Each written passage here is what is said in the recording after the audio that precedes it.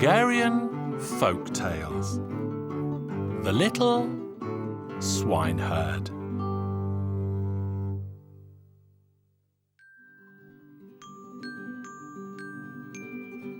Once upon a time, over oceans deep and mountains high, there lived a poor woman who had a son, and his job was to look after the pigs. No matter what his mother tried to get him to do, it was always the same. There was nothing he could do right or proper, not even if you turned him into an angel. He was good for nothing at all. So anyway, this good-for-nothing of a little swineherd heard that the king would give his daughter's hand to anyone who could hide away so well that she couldn't find him. Now then, swineherd, my lad, he said to himself, roll your sleeves up, for there's a lot to win if you go about it the right way. So he gathered everything up, baked himself a satchel of scones, put on his heavy cape, and off he went. He walked and he walked through bushes and trees, over hill and dale, and still he couldn't find the castle of the king. For a long week he walked, ate the last of his scones, and still he didn't see a thing. And then he became so thirsty that his tongue hung out like a slipper out of a dog's mouth. Then as he went along, he came upon a well, and on it perched two white doves. Well then, the pair of you, I'll have to eat you both because I'm very hungry indeed. Oh, don't eat us, little swineherd. Draw us some water, we're so thirsty, and one good deed deserves another. And they begged him not to make a meal of them. So he went and drew up a bucket of water for them, and he himself drank his fill of the cold, sweet water. And so he continued on. But now he was so hungry that his stomach rattled like a dog on a chain. Then he came across a lame fox. Well then, lame fox, I'll have to eat you, I'm so hungry. The lame fox beseeched him not to make a meal of him. One good deed deserves another, little swineherd. I'll be able to help you. The swineherd's eyes were popping out of his head with hunger, but he decided not to eat the lame fox. He staggered on, and staggered to the right, and staggered to the left, and thought he'd never come to his journey's end. Then, far off, he saw a great lake. Down he went to its shore and saw a little fish struggling at the water's edge. Quick as a flash, he tickled it out of the water. Oh, please don't eat me, little swineherd. I'll repay you for your good deed. The little swineherd looked at the fish, and beautiful it was too, its scales all shiny and gold. He felt sorry for the fish and put it back into the water. On he went and eventually came upon another well, and on it perched two other white doves. Do you think I'm a madman? As sure as the sky above me, I'm going to make a meal of you both. So he tried to catch hold of the doves, but they begged and beseeched him not to do them harm. And the end of it was that he did them no injury, but drew them water, drank a great bellyful himself, and went on his way. Not long after that, he found himself at the castle, and at the gate stood the king. So what brings you to this far-off land? Said the king. So the little swineherd told his tale and why he had come, that he had heard that the king would give his daughter's hand to someone who could hide away so well that she couldn't find him. And that's what he wanted to try. Fair enough, my lad, said the king, but have you seen the 99 heads up there? Yours will be the 100th if you can't hide yourself well. The little swineherd looked around and turned to the king and bravely said, I'll do the best I can, your highness. On the following morning, the king came to him and told him to hide himself away before his daughter arose. The little swineherd made himself ready, and what did he see but the two white doves? Come on, we'll take you away. And the two white doves carried him off to hide him behind the sun. The princess prepared herself for the day. She went down to the garden, plucked the finest of the roses and twirled around. Out you come, little swineherd. There you are, behind the sun. And the little swineherd was furious and frightened. What could he do? Out he came from the far side of the sun. The next day dawned bright and clear. The little swineherd rose, looked out of the window, and there he saw the lame fox rearing up, waiting to take him away to the end of the world. The princess went down to the garden, plucked the finest of the roses, and twirled around. Out you come, little swineherd, come back from the end of the world. And the little swineherd was forced to reappear. On the third day he went off to meet the little fish at the lake, and the fish took him deep, deep down into the water. Not a living soul comes here, they'll never find me here. But the princess went down to the garden, plucked the finest of the roses, twirled around once, and called the little swineherd from out of the bottom of the lake. That's surely the end of me. My head will be on the 100th stake, said the little swineherd. He laid himself down to go to sleep, but all he did was toss and turn, writhe and wriggle. On the following day at dawn, he saw 2 white doves at the window. One of them flew off instantly, but the other one stayed. Come as quick as you can. You'll be turned into a fine rose, and so will I. And that's what happened. By mid-morning, all the buds had blossomed in the garden. Down came the princess. She looked for the finest of the roses and found 2 of the same beauty. She plucked both of them and fastened them to her dress. Then she twirled around once, but she didn't see the little swineherd. She twirled around twice, and still she didn't see him. Father, I can't see the little swineherd. He's hidden himself away so that I can't catch him. He can't have. Just twirl around once more. So she twirled around once more for the 3rd time, but she could have twirled around till day was done, and still she wouldn't have caught the little swineherd. Then one of the roses on her dress turned into a dove, and the other into the little swineherd. My heart's delight, my only love, I will be yours and you will be mine. Nothing in this world will part us ever. And they embraced and kissed and clung together like a bunch of flowers. Soon there was a wedding feast, and everyone was invited. And the swineherd king and his beautiful queen lived happily ever after.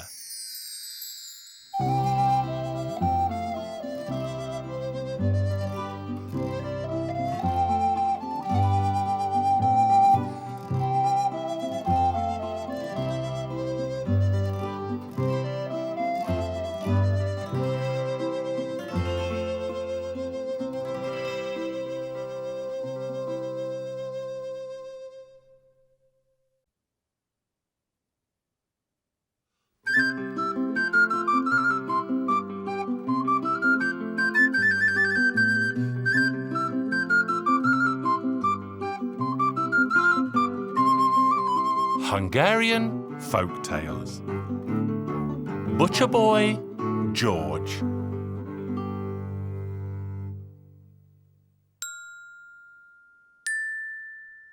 Once upon a time, in a land far, far beyond the hills, there lived a youth named Butcher Boy George. You could travel the length and breadth of the land, visit 7 villages, and never find his match. So strong was the boy that he needed no meat cleaver. He could kill a bull with his bare hands. One day, Butcher Boy George decided to bid farewell.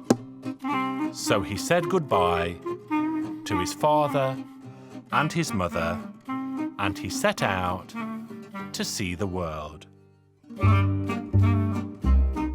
He rambled and ambled across the lands, and on the 7th day of his journey, he arrived at the edge of a huge, dark forest. He looked to the left, he looked to the right, to see if perhaps he could espy the glow of a campfire, and indeed, he suddenly saw the shimmer of flames flickering between the trees. He set out towards the fire, but then thought better of it, for he feared that perhaps the fire had been lit by bandits. But hardly had he taken a step, and again the glow of the flames flickered in front of him. Again he turned to the left, he turned to the right, but no matter which way he turned, the shimmer of the campfire always followed his gaze. "Oh," said Butcher Boy George, "come what may, I will not turn away any more like a sheep trying to flee the wolves." and he went straight in the direction of the fire. When he reached the fire, he saw an old woman poking at its coals, trying to kindle their glow. He greeted her. "Good evening, good woman." "Good evening to you, my boy. What brings you to this distant forest?" "I'm searching for lodging, good woman. If only I could find a place to rest my head." "I could give you a place to rest your head, but I must warn you that every night demons come to my house at the first stroke of midnight, and they bring grief to anyone they find."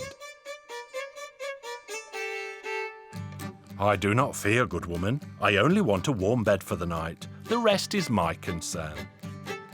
The old woman mumbled something to herself, blinked with her falcon-like eyes, led the boy to his room, made his bed, and left him there. The boy went to bed, and he soon fell asleep.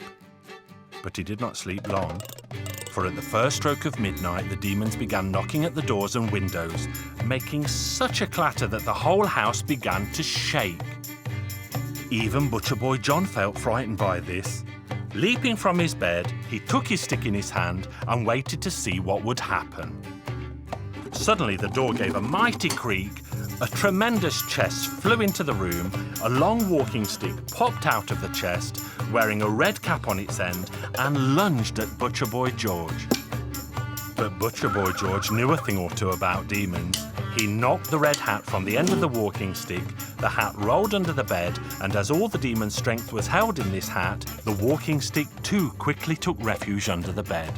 So Butcher Boy George leapt out the door, turned to make the sign of the cross on it so that the demon would be trapped, and withdrew to hide out on the porch. Meanwhile, day was beginning to break outside.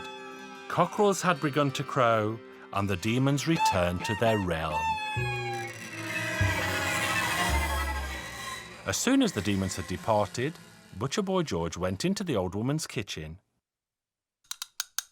You cannot imagine the spectacle that awaited him there. The fire was blazing high, and its flames licked at the bottom of a soot-black cauldron of boiling tar. In front of the fireplace, a beautiful young maiden sat stirring the tar and sobbing to herself.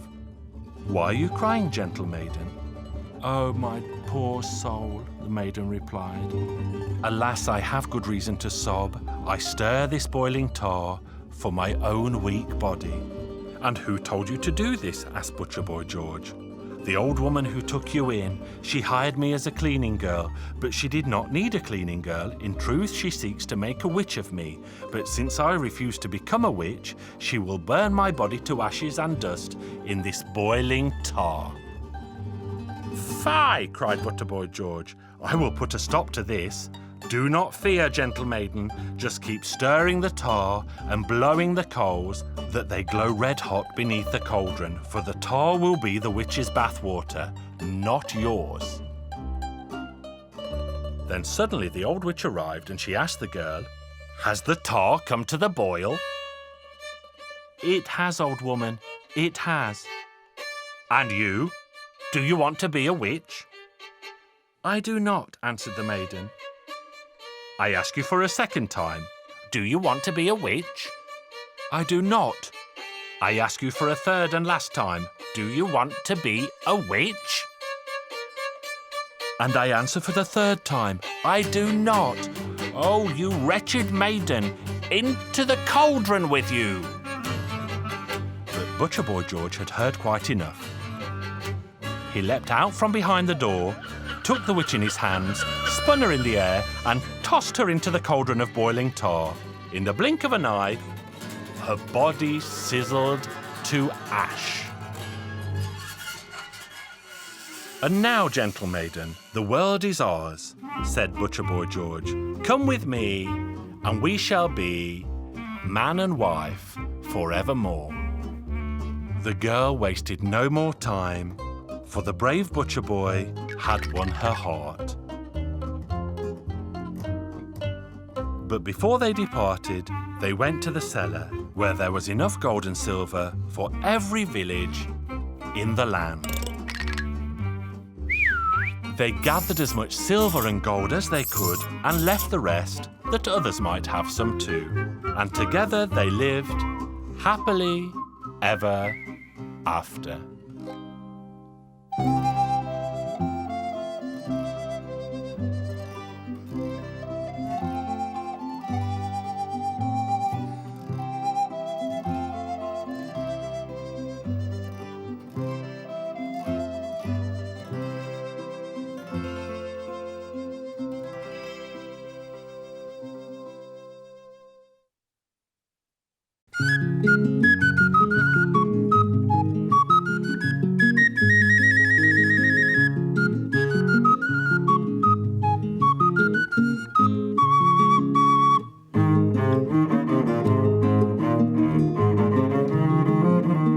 Hungarian Folk Tales.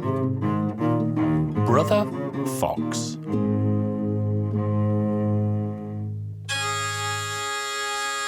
The fox and the wolf were not the best of friends.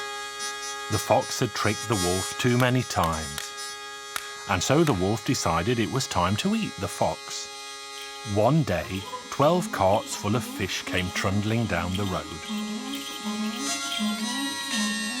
The fox stole a stack of fish from one of them.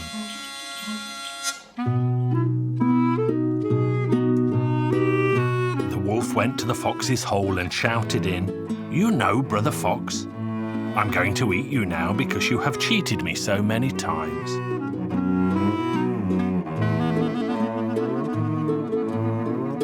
Then he saw the pile of fish.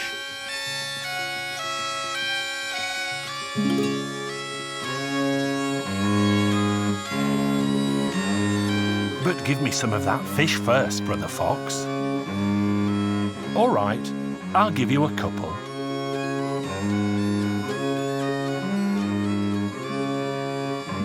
And the fox gave him some. Where did you catch these, Brother Fox? In the river, Brother Wolf. Well, teach me how to catch some too. All right, Brother Wolf, I'll teach you. So they both went out onto the frozen river and cut a hole in the ice. Well, Brother Fox, put your tail in here and wait until the fish begin to bite. You need to wait until it gets good and heavy, and that's exactly what happened. The fox left the wolf behind. The wolf tried his tail a couple of times, but it was still too light, and he said, "There still aren't enough fish on the end." So he kept his tail dipped in the water, but then his tail froze fast, and he tried to pull it out, but he couldn't. When the women went down to the river the next morning, they saw the wolf, and they beat him with big sticks. The wolf leapt about until his tail tore off, and he ran away in anger.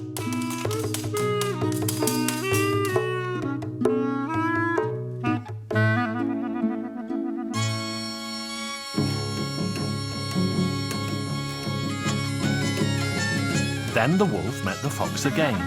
"Now I'm going to eat you, Brother Fox, because you cheated me again. And you can see that I've lost my tail. Why did you keep it in for so long? Were there so many fish on the end that you couldn't pull it out, you foolish wolf? Why did you do it? You know, Brother Wolf, I happen to know about a wedding party in the village. Let's go together and have some fun." And the silly wolf believed what the fox told him. The fox and the wolf went to the wedding party that evening. The farmer had left the barn door open. The fox said, "Don't make any noise, because the people at the party will hear you and kill you." They both started to eat. The fox began to feel very merry, and so he said to the wolf, "Brother Wolf, I want to sing a jolly song." The wolf said, "Don't, or else we shall be killed. Go to the top of the cellar and sing there."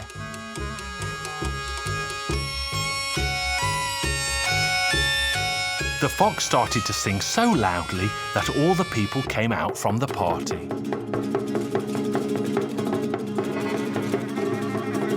They beat the wolf so badly that he barely survived.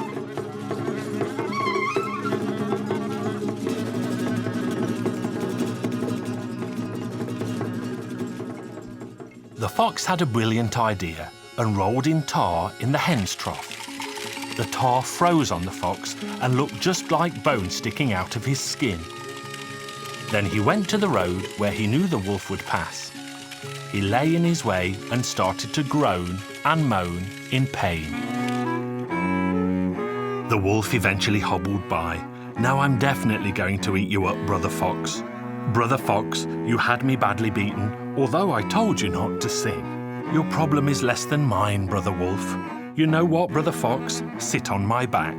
And they walked like this for a while until the fox said, "The beaten one carries the unbeaten one, the unbroken one carries the broken one." "Excuse me, what was that you said, Brother Fox? I am fighting to stay alive, Brother Wolf. I don't know who will look after my children when I'm gone." They carried on walking like this for a while until the fox said again, "The beaten one carries the unbeaten one, he carries the unbroken." "What was that again, Brother Fox?" "I'm fighting to stay alive, Brother Wolf. I don't know who will look after my children when I'm gone." Then the fox started again. "The beaten one carries the unbeaten one. What are you going on about again, Brother Fox?" "I'm fighting to stay alive, Brother Wolf. I don't know who will look after my children when I'm gone." Then the fox leapt into his hole, but the wolf caught the fox's foot. "You did not catch my foot, Brother Fox. It's the tree root." The wolf let the foot go and then caught the root. "I won't budge from your hole until you come out, and then I will eat you." But the fox could make do with the fish he had. The wolf got very hungry and left the fox's house. And he has been roaming the forest ever since.